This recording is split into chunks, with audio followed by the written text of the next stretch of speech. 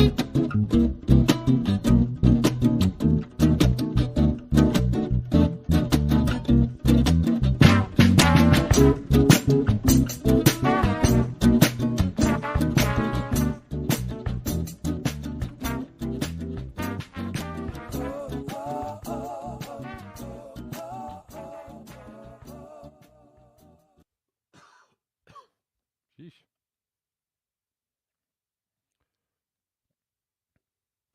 All right, greetings. Welcome back to Black Bear News, where everything is connected. Sorry, I was starting off the show with a cough.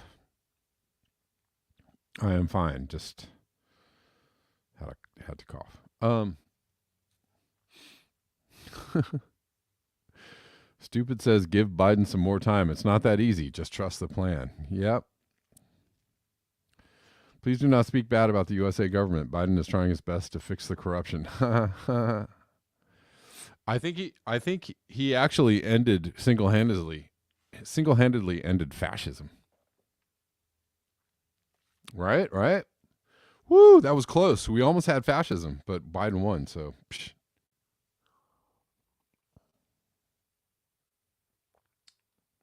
Saved.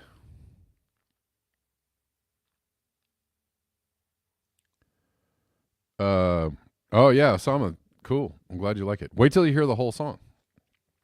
It's going to be out sometime soon. But what's up? How are you doing? Greetings. Can anybody see a super chat thing in the YouTube chats? Is it still hidden? I didn't actually have time to look yesterday.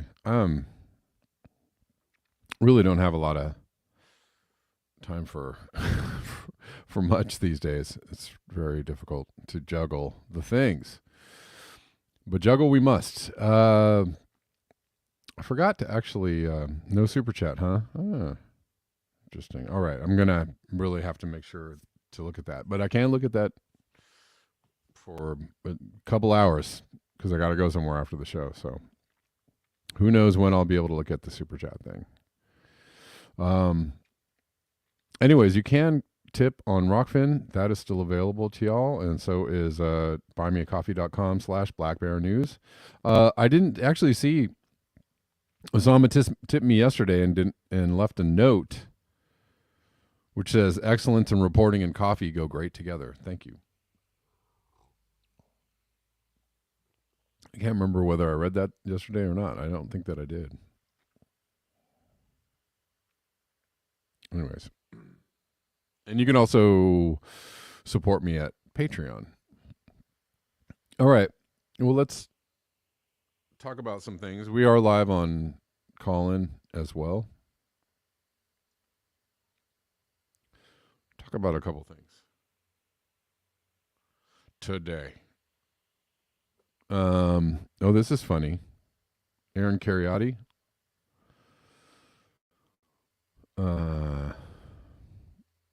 Points out something that is glaringly obvious.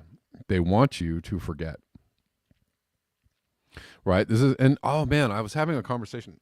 I know I'm treading on dangerous ground right now. So I'm going to try and tread lightly. But he's posting a meme that said, nobody said you wouldn't get COVID if you're vaccinated, right? This was the, if you're vaccinated, nobody said you wouldn't get COVID.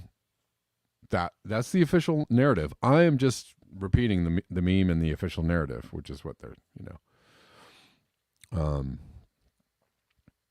not saying anything about it, but I was having a conversation with somebody who was all up in the climate change chats because this is a couple of days ago, because we were having a conversation about transmissibility and COVID and vaccines and stuff. And and somebody who seems to understand science came at me with some anti-science stuff, which is like, well, no, they don't, with the old, they don't stop transmission, but they lower the severity of blah, blah, blah, blah, my mom and knew.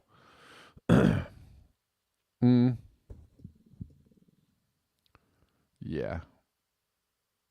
I didn't have the energy to argue with them. I still don't have the energy to argue with people today, these days.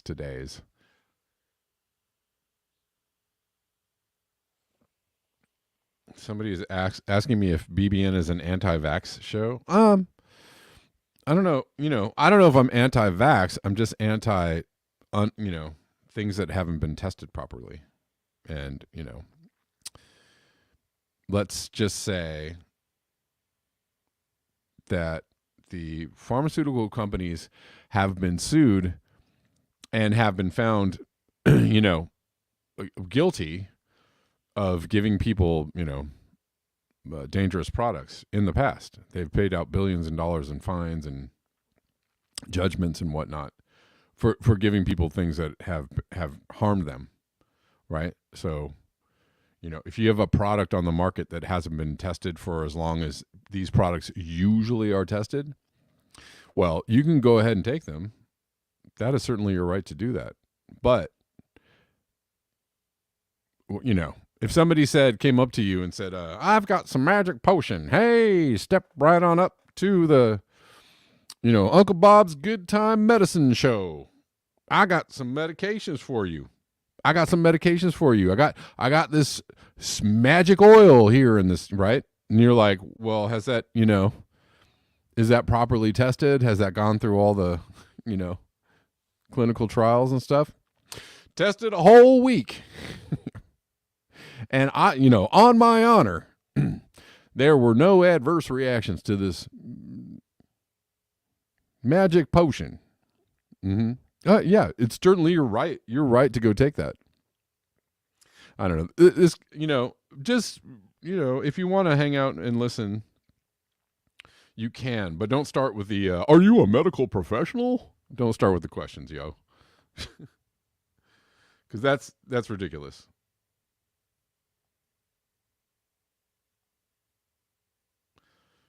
Medical professionals have also been found of wrongdoing or harming their patients, right? So all medical professionals always do the right thing all the time, and they know more than everybody else all the time.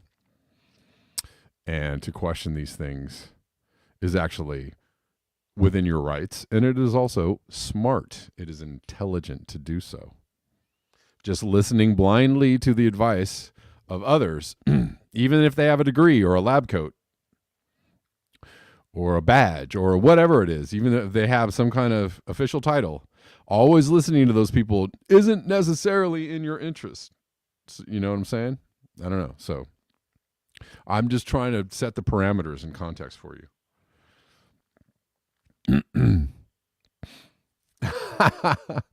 That's funny. Obsolete optics. Lawyers are standing by waiting to hear from you. Call now. 1-800 told you.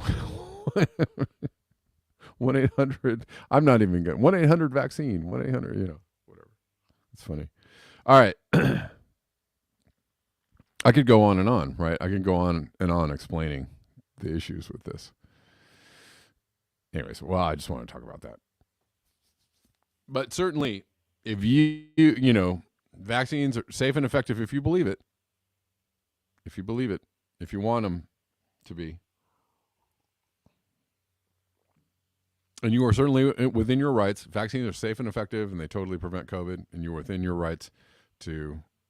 I'm saying that because you need to say that on YouTube, I guess.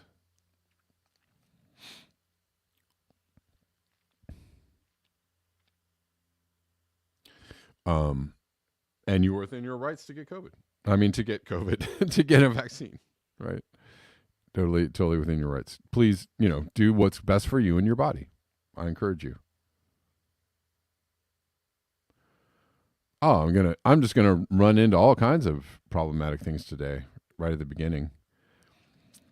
Comrade Missy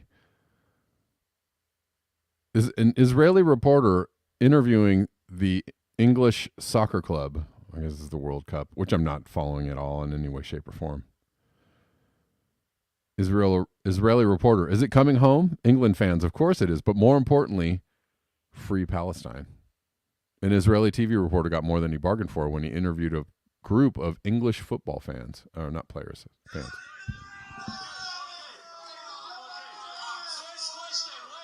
First question. Is it coming home? It's coming home. Free Palestine! Did you hear the from the reporter? That was hilarious. Well, all right. So I want to get on to this article that I wanted to. We ended up. That was funny. We ended up kind of talking about all kinds of things and didn't even, we talked about the subject without even reading the article yesterday. But here we go. The Cult of Civilization. I love the title of this blog is called Do the Math, which is great. Using Physics and Estimation to Assess Energy Growth and Options by Tom Murphy. Do the math. Cult of Civilization. I recently watched a Netflix documentary series about fundamentalist Mormons, exposing along the way a number of beliefs that seem bizarre from the outside, but that are accepted as perfectly normal within their insular community. Though the term cult is not used in the series, it is hard not to see the sect in this light. No offense to Mormons. It would be nearly impossible, but it would be nearly impossible to convince anyone of its members. I guess you can call anybody a cult member these days, right? The cult of science, the cult of climate change. Everybody's a cult member these days, right? Anything you believe in, they'll call you a cult in order to make it sound like you're crazy. So, are Mormons a cult? I don't know. I don't have any judgments on Mormons. Honestly, I don't. I'm like, do you boo-boo, whatever you want to do. But some people think the Mormons are cults. I don't know. It would be nearly impossible to convince any one of its members that they are deeply in error, in part because doing so threatens the salvation that has been dangled in front of them. Everlasting life eternal. If they are pure enough in their faith, resisting external evils that try to knock them off the one true course, eternity is theirs. In today's world, one need not look far to find other groups whose beliefs are at once bonkers and seemingly immune to attack. Hearing the perspectives of ex-members of these cults never fails to be fascinating, providing a window in how they could have swallowed all the lies and goofy stories. Also important to know, it is possible to escape and to suddenly see the magnitude of the deception. Once out, there's no going back. There's also a famous series about what is it? God dang it. The Scientology? Yes. Took me a second.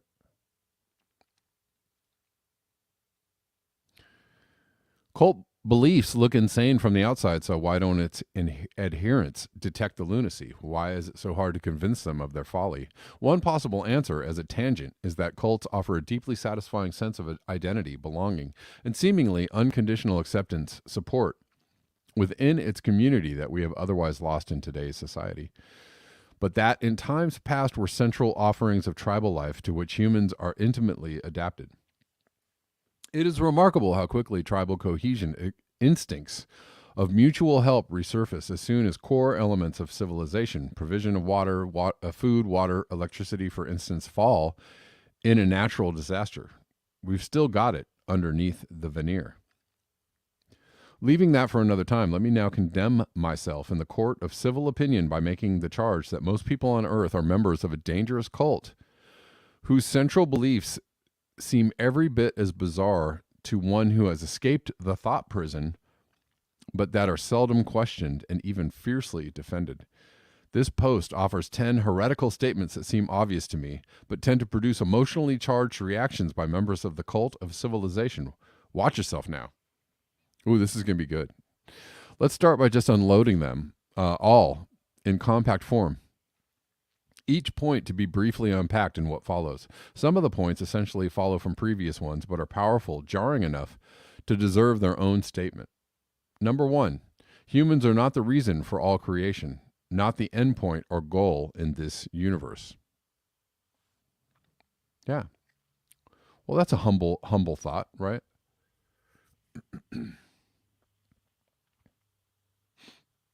Oh, really? Hold on. I'm going to pause here. Lightning Rod says climate brawl debate: Tony Heller versus Gerald Kutney. Huh. Oh, I want to watch that. I can't stand Tony Heller though. He is the most scientific, not scientific, but science-ism type dude ever, right?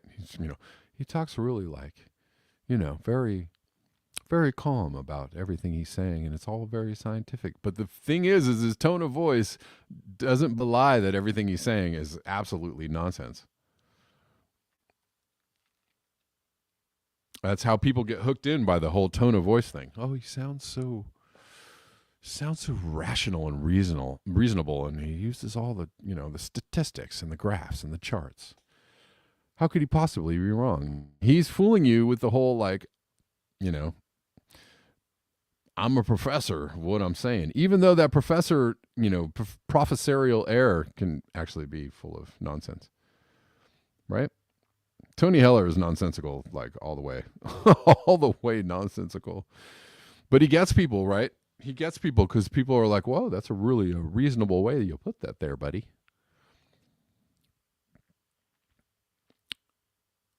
One more thing about Tony Heller. Well, if you put things in a particular tone and in a particular way, people will just suck it in without even thinking about it, right? They'll be like, right? If you can couch something in the right manner, I mean, people will just absolutely just absorb it with no filter whatsoever. They'll just be like, yes, sounds good.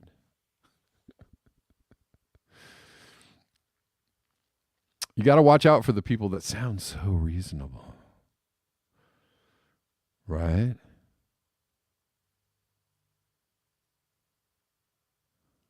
Or sound like you, right? People you can relate to. Oh, I like this person. Right? Because they sound like you, or they're talking about your group of people, or they're talking to your group of people. They're talking to your bias. Anyways, 2, a human life is no more sacred than that of a wolf, as just one example. Ooh, watch out. Watch out now. Is human life more sacred than a wolf? 3, our civilization is not any sort of destiny. Not the only or best way to organize ourselves on this planet. I mean, right. I actually agree with these statements, but a lot of people would be like, oh my God, I cannot. 4, we are not building civilization brick by brick according to some master plan aiming towards a better end. No paradise salvation awaits us on the current path. 5, technology and innovation are slowing, not accelerating. Ooh-wee. I like that one too. Well, you can even notice that Obsolete Optica says the wolf is more sacred than the human. Ooh. Blasphemer. Ice Age, right. Ice Age is another doofus too. Right. Ice Age Farmer. I mean, he's not actually, Ice Age Farmer is interesting because, there are some things he talks about that I quite agree with, but the whole, like, his name insinuates that we're going into an ice age, and that's just wholly ridiculous.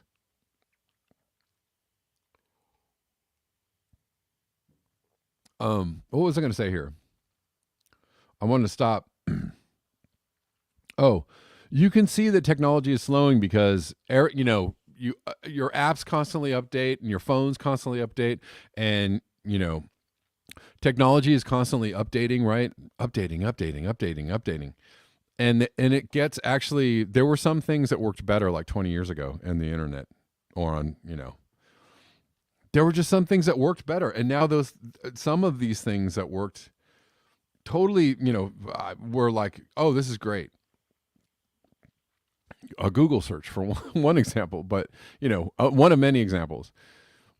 Things that worked totally great like 20 years ago or 15 years ago, and now and over time have gotten worse.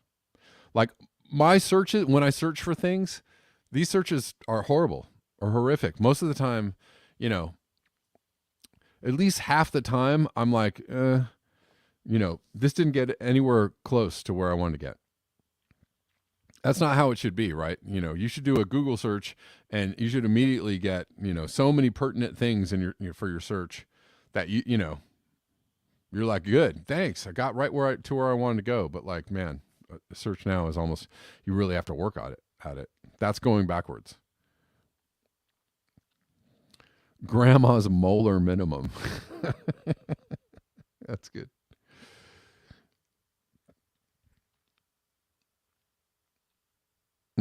Here's another example. I'm just walking down in the weeds right now. There was a thing about 20 years ago on the internet where people you could put your address and the zip code. You didn't even have to put the city and state. That's all you needed. It was like things were reduced into this very optimal, and I loved that. Your address and your zip code was all you needed. And that for some reason it was so functional that went away. Like that totally went away, that thing. And now it's like they'll give you the address, like city, street, city, state, but no zip code. I get a lot of those. I'm like, what? This is going backward. Like the idea was like perfect 20 years ago. And now they're like, no, let's mess it up. Let's just make it totally like nonsensical, right? I don't know, whatever. Even address searches are nonsensical these days.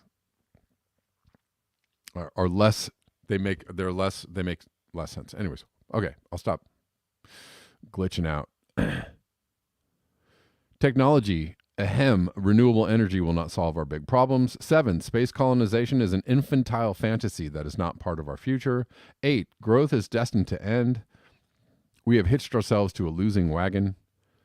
9, monetary valuations badly miss the mark by orders of magnitude so that decisions based on money, i.e. most societal decisions, will be bad ones. Sure. 10, Malthus was wrong only in his optimism that population will saturate and stabilize. Well, Malthus isn't the only one. Let's remember. Malthus isn't the only one that said, hey, too many people having too many people making too many babies are going to overrun it's going to be bad. Plato, there was a whole list of philosophers and thinkers from, even before industrial civilization who said, yeah, overpopulation, overshoot. There are indigenous tribes. There are the ancient tribes who, settled Mesopotamia and developed the first agriculture. They know all about overshoot. Why? Because they were like, this is great. We can grow our own food. And then they destroyed the place where they were growing food. And then everybody starved, right? And it turned into a desert, right? And this happened to indigenous cultures. This happens over and over in history. The Roman Empire, right? Oh, this is awesome. We're the best. This is fun. Oops. So Malthus isn't the only one. It's funny that people call people Malthusians. I don't know. How about I'm a student of the Roman Empire. I'm a student of the, past empires who've risen and fallen. Where you get too big for your britches.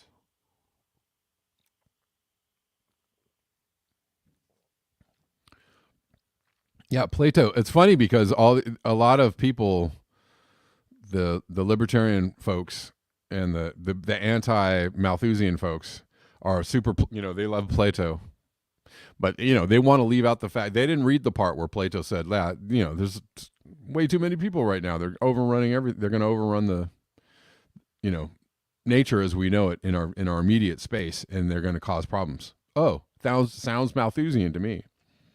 People just like to select the things that they like to select that, that support their bias, right? And then they leave out the other parts that go against their bias. No, I don't need that.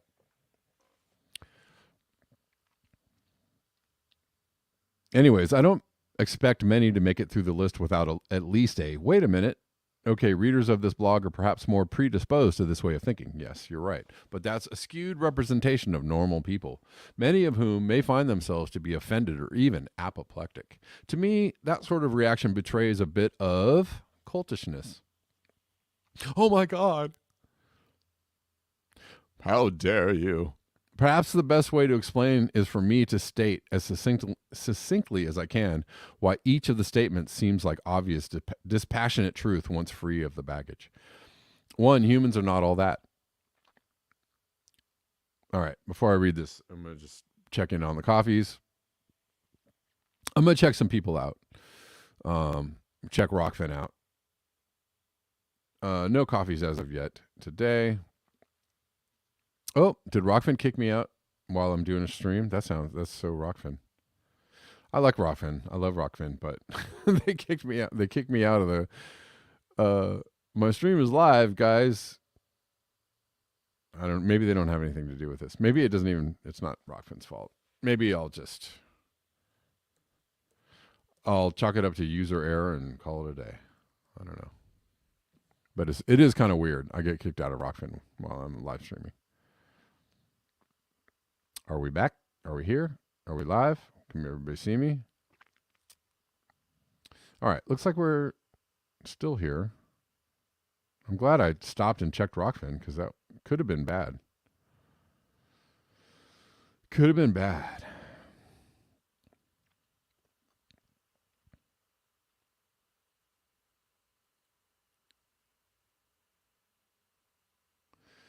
Anyways, no tips on Rockfin as of yet, but we'll check in back later. All good. If you can't afford the coffees, that's all good. It's all good. I appreciate you being here. No to worry. All right, let's go back and let's keep going with this. This is, it's an interesting article. I'll try not to keep stopping. Number one, humans are not all that. Humans are not the reason for all of creation, not the end point or goal in this universe. When you think about all the earlier religious stories, right? It's all about and then we showed up. Yes. Dun dun dun. After several billion years of evolution, why would a genus that arose on one of many branches only 3 million years ago in our species, a tenth of that duration, possibly be an endpoint? Why would evolution come screeching to a halt now that it has achieved Homo sapiens? Presumably, a few billion years of evolution lie ahead, and many new ideas will be explored. The vast majority have no lineage from Homo sapiens. Evolution tries many strategies for success, and even more leading to failure. Intelligence is just one of those, and not necessarily an optimal one.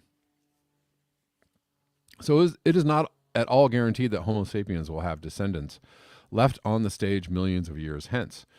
We should get over ourselves. Moreover, Earth is one planet around one star among many billions in our galaxy, itself one of many billions of galaxies. Of course, we're not the raison d'etre for the universe, if you'll pardon my French.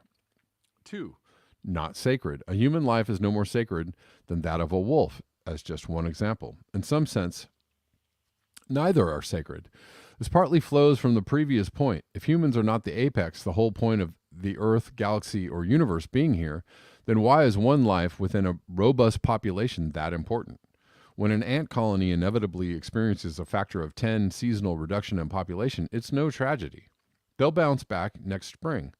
When flamingo chicks die by the hundreds in their perilous migration from the drying flats, it's part of the time-tested cycle of life. What's important is the propagation of the species and the maintenance of biodiversity. The fate of individuals has little grand meaning. Once humans are seen as just one of millions of animal species on the planet, it becomes hard to argue that the life of a comparatively rare bear who kills a human is any less valuable than that of a human now eliminated from among 8 billion. Human rights represent a self-promoting construct we just made up for ourselves or for our exclusive benefit. This point is likely to raise some readers' hackles. Don't read in more than dispassionate logic. Strong objections are the cult talking. 3, civilization is not all that. Our civilization is not any sort of destiny, not the only or best way to organize ourselves on this planet. Tangled with the sense of human exceptionalism, point one, is the notion that the civilization we have raised over the last 10,000 years out of the dustbin of prehistory is an expression of destiny. If humans are somehow the ultimate species, the focal point of evolution, then whatever we end up doing is also meant to be. What we have done is so extraordinary in the entire history of the planet. No argument from me here that it must have some grand meaning and be the right path. But what if it is extraordinarily wrong or a colossal mistake? Humans lived a different way for 3 million years. And the way happened. And that way happened.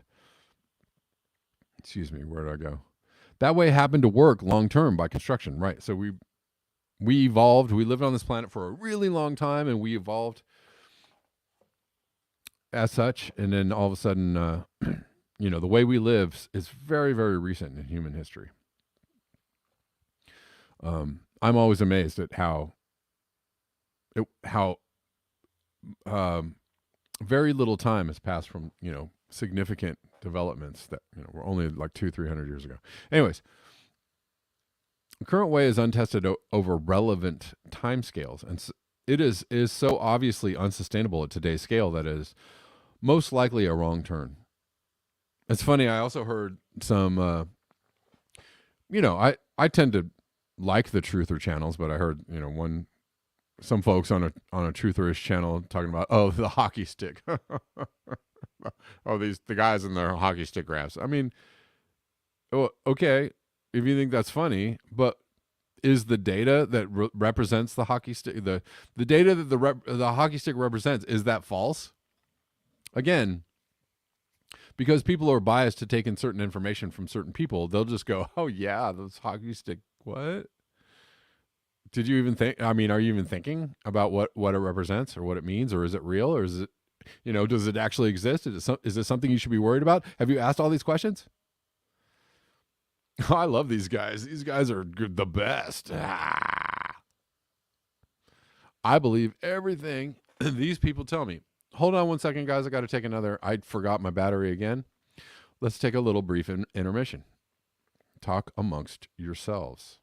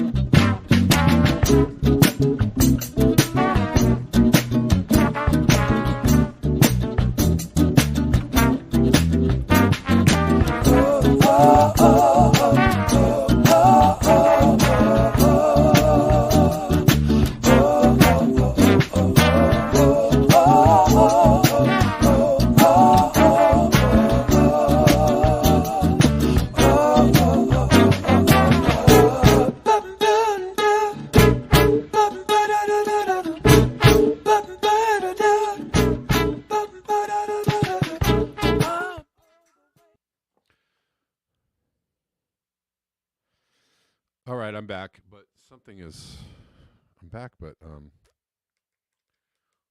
what's going on? I'm back, but there it goes. I'm back, but my computer wasn't charging. All right. I'm back, but my computer wasn't charging and my mic wasn't on. And so everything's back. Hello.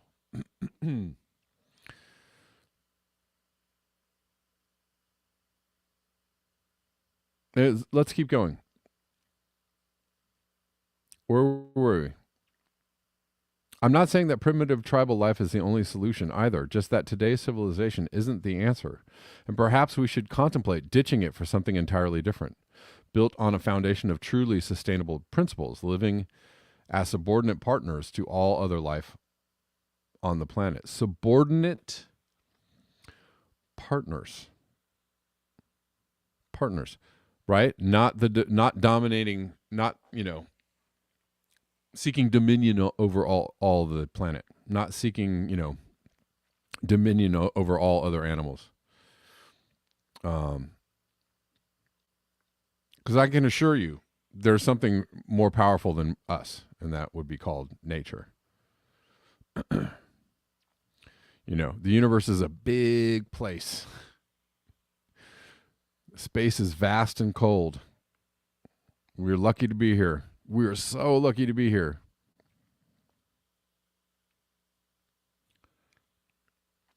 And we are, when you contemplate the universe and the vastness of it, we are tiny and possibly insignificant. I know that's an icky feeling for some people, and they don't like to hear that.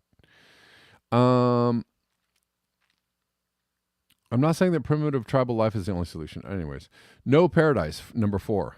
We are not building civilization brick by brick according to some master plan aiming towards a better end. No paradise salvation awaits on the current path. How could we be building towards perfection when no one has a fully formed architectural design that we know will work? No, we're just throwing down bricks and mortar in some slapdash fashion and assuming it's going to go somewhere good. Right, I mean, this is the progression of science and technology. Which seems to be evolving, mirroring how evolution works, right? Throw a bunch of things out there, make mistakes. Some things work and some things don't, but we seem to be choosing or riding the mistakes, right? We know we've developed some things and some technologies, and we absolutely know that these things are dangerous as hell. We absolutely know these technologies and these tools are destroying the planet, and yet we keep on going. We're like, no, we like this. This is fine. Ignoring the very strong signals that, what we're doing is destructive. And, our technology is advancing so quickly that we don't know which technology is going to, or maybe several of them together, is going to be the demise of life on the planet. We already have a technology that will deliver, death to the entire planet in a few minutes. And we're still riding with that one too. We're still building that technology.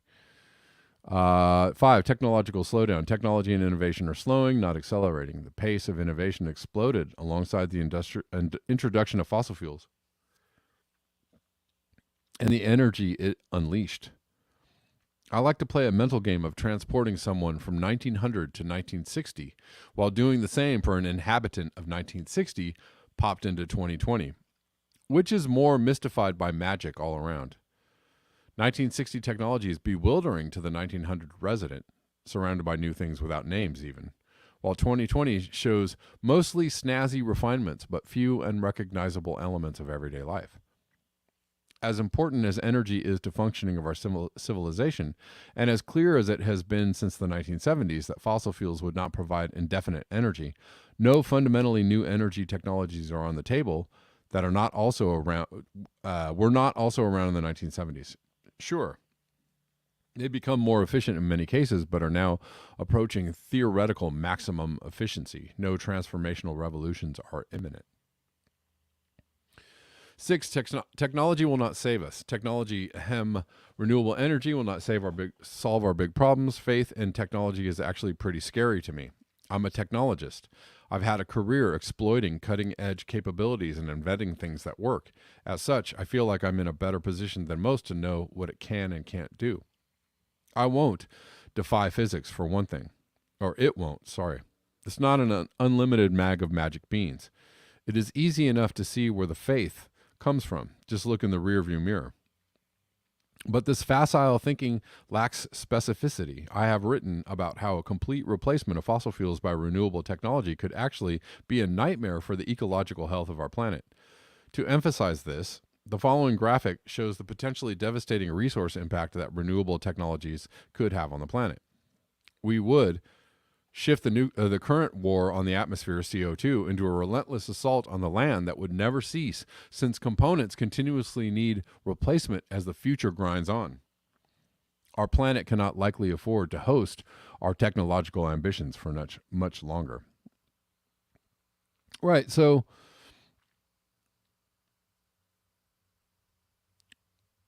great point. There's a graph here showing all the things, all the minerals and elements needed to power this renewable energy revolution. But the funny thing is people are very happy. Some people are very happy to point out, oh, this renewable energy thing, it's all a sham and a lie.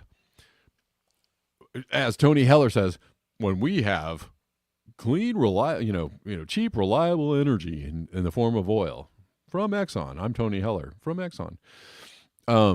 Right? They say stuff like that, right? People question, oh, I don't know about the whole thing about fossil fuels or hydrocarbons, right?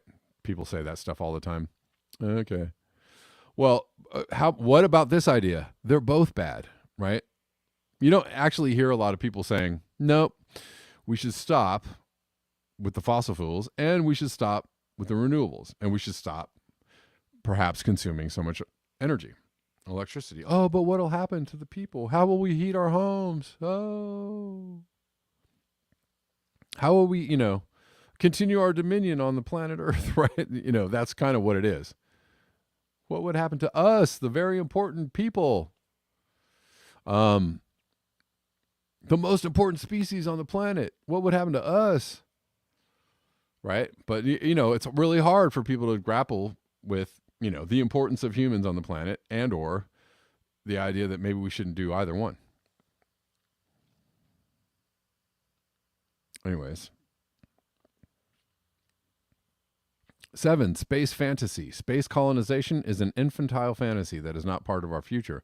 Provocative wording for sure, but to me, reminiscent of the Mormon idea that the especially devout would inherit their own planet in the afterlife. If you subscribe to the spacefaring hope, ask yourself how deeply you understand the challenges, the scale, energetic requirements, the paucity of resources important to sustaining life, the indifferent hostility and isolated unsurvivability of non-Earth environments. Mount Everest and the ocean floor are orders of magnitude more habitable than any non-terrestrial setting in the solar system. Much easier to access and nearer to restaurants. Yet we do not see condominiums in those locations, do we? Nor do we expect to, because it's obviously silly. Just like space colonization, a recent analysis I participated in suggests that one of the fastest ways to destroy Earth would be to consume the unfathomable large amount of resources that leaving the planet would require. Again, that's I knew you were going to call in, Jenny. That's okay. Just hold on 1 second. Give me a sec.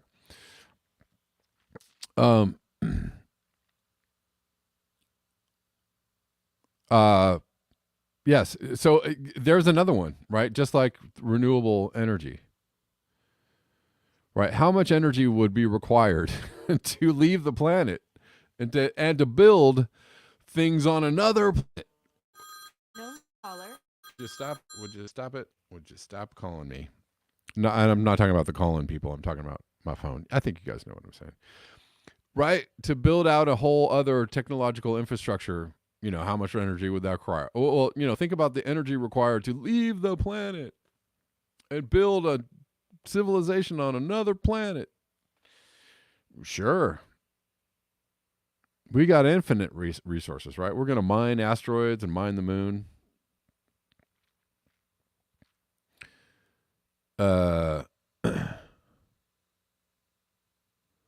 That's a really good thing to point out. Anyway, so if you're attracted to the notion that leaving the planet is the best way to save it from ourselves, think again. All right, I'll take this call from Jenny. How you doing, Jenny? So when most men propose to their wives, they talk about how beautiful they are, or talented, or smart. I want you to be the mother of my children. Do you know what my husband, who's a priesthood holder in the Church of Jesus Christ of Latter-day Saints, a Mormon, do you know what he said to me when he was proposing to me? No. He said, I see the two of us sitting on a cloud, me holding a little guitar, singing to you, as we look at all of the worlds that we have created together. That melted this Mormon's heart, and I knew he was the man I wanted to spend eternity with. It sounds lovely. It was. Yeah, that's cool. I figured you would call in because I think you missed the beginning of this article that I'm reading it, and I'm not saying anything about Mormons, but the beginning of this article talked about Mormon religion being a cult. So That's cool. I figured you'd but the thing is there's lots of cults, right? Some people call. Well, I've been accused of being a part of a cult since I was a little child, and the fundamentalist Christians down the street were teaching their kids to hate us because we worshipped a different Jesus than they did. So I'm used to it, believe me. Right. I Well, just had to share that all good. because it's easy to mock our belief that we are going to become like our heavenly parents, but it's what we believe. We believe we're going to become like gods and goddesses and inherit, if we're worthy, inherit our own ability to create worlds without end. Heavenly Father said in the scriptures, he's created numberless worlds. He said they're numbered to me, but there's so many of them that you can't fathom them. And I look forward to doing that someday myself. Well, I hope that that is what you experience. I hope that is true for you, and that becomes true for you. The universe is vast. All right. Well, thank you, Jenny. I appreciate you calling in. I'm gonna try to read the rest of this article before I run out of time. But thank you. All right.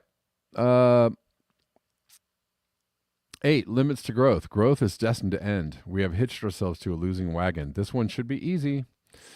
Exponentials don't survive long-term in finite settings. Exponentials don't survive long-term in finite settings. Do the math began. Well, I think this is another. Do the math began on this concept, and I still find the need to make this point. It's surprisingly controversial, so something very strange is going on in the cultural teachings, since so many of our institutions are designed around the expectation of growth. Our faith, in its continuance, puts us in danger. Also, it's this growth train that creates the many hockey stick curves, which spells doom for ecosystems even without any consideration of CO2. Right. So these things are factual whether you choose to believe them or not. Right? These things, that's the thing, is that there are, we talked about this the other day. The difference between, belief is great, but there's a difference between belief and things, truth, and we even talked about philosophical truth. But to me, and somebody brought up the point of evidence, right, in science, right? It's not science relies on evidence. And to me, evidence equals truth, and evidence and truth exist outside of our beliefs, outside of ourselves, right? Because they can be verified by other people, verified by their reactions to nature. You know what I mean, right? They bump up against all kinds of things that verify whether they are true or whether they exist or not. Evidence. And right, the hockey sticks. We have people that mock the hockey sticks, and it's like, well, that's fine. You don't have to believe in the hockey sticks, but that doesn't mean your belief doesn't actually affect whether the hockey sticks exist or not. You can push them out of your mind, and you can tell other people to do the same. You could say, nah, I don't believe in that stuff. Yeah, humans are great at that. Humans are experts at saying, nah, I don't think so. Right? But like your thought or your belief doesn't actually matter at that point. It's when it runs up against the actual truth of what exists, it doesn't matter. It doesn't matter. Unfortunately, I know, because people actually really into thoughts and beliefs, but it doesn't really matter. It matters to you, and that's fine. That's the thing, is like, what is important to each one of us is important to each one of us. And so therefore but I'm saying, outside of that, there are some things that are just, that are absolutely true. And people have run up, actually, this has happened all through history where people had beliefs about something and it ran up against reality. And guess who won? Reality won, right? I believe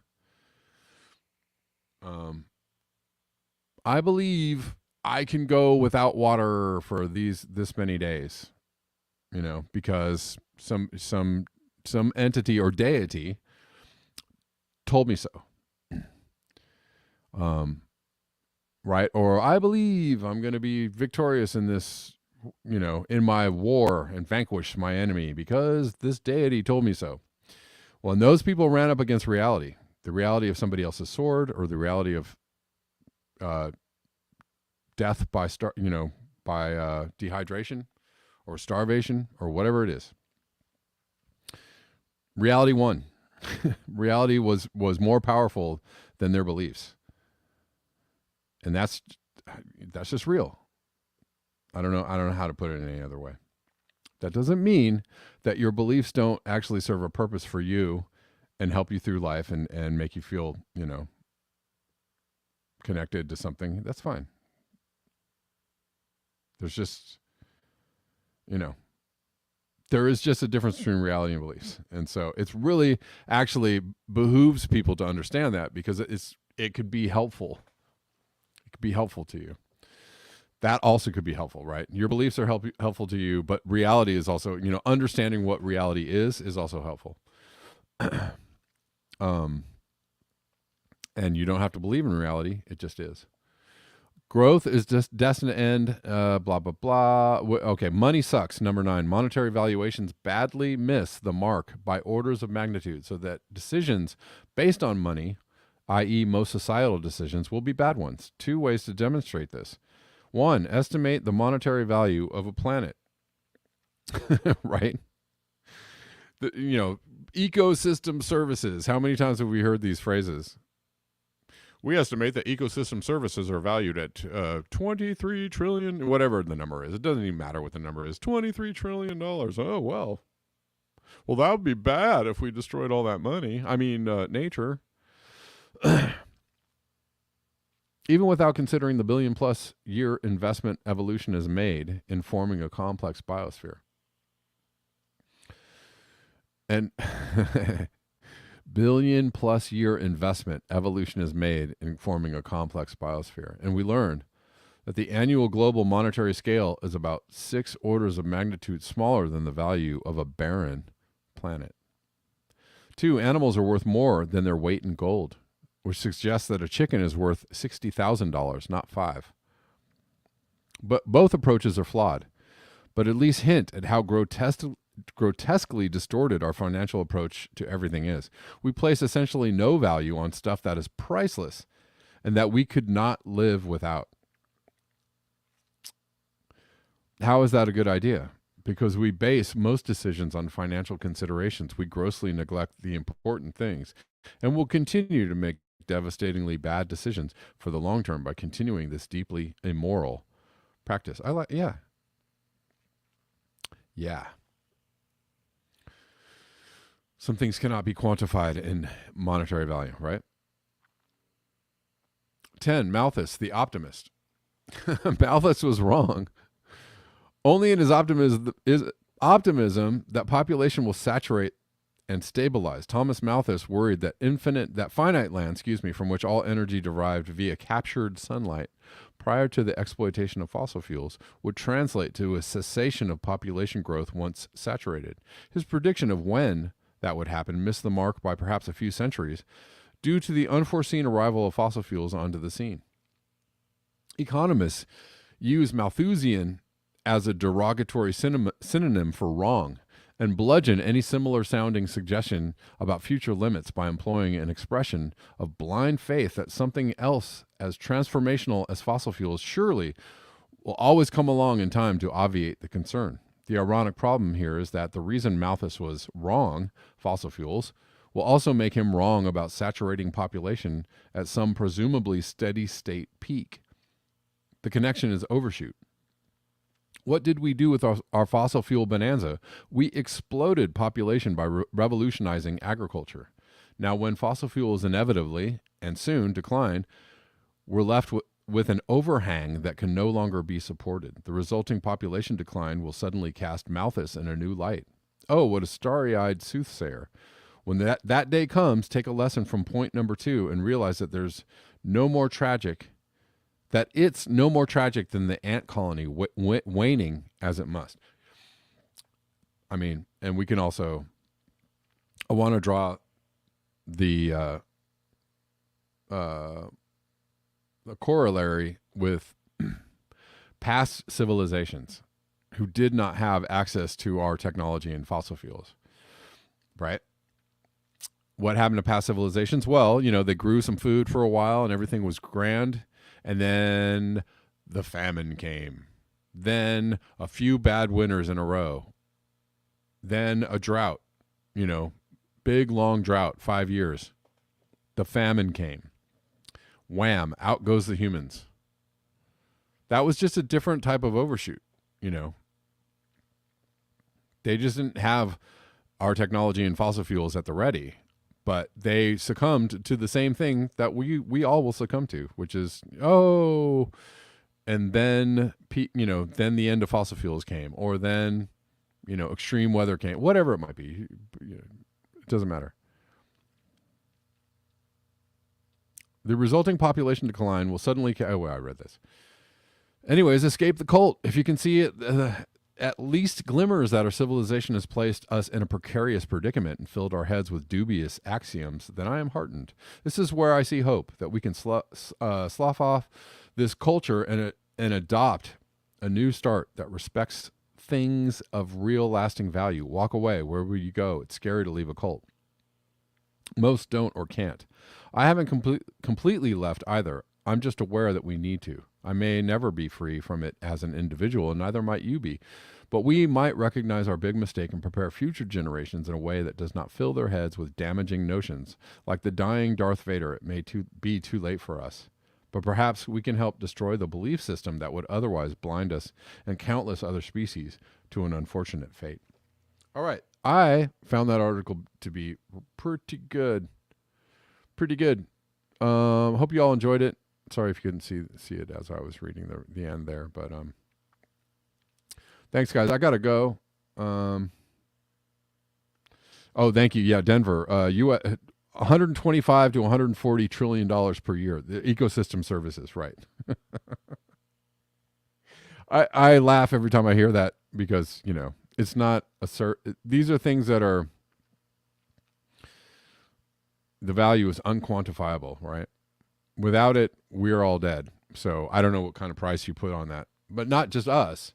Everything else is dead, right?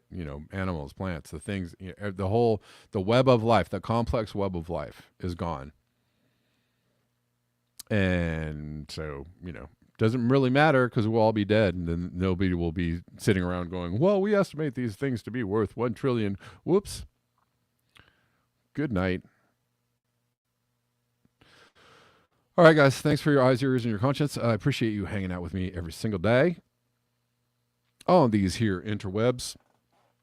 I'll see you all tomorrow at the regular time of 12 p.m. Pacific Standard Time. I look forward to it, and hope you all have a wonderful rest of your day.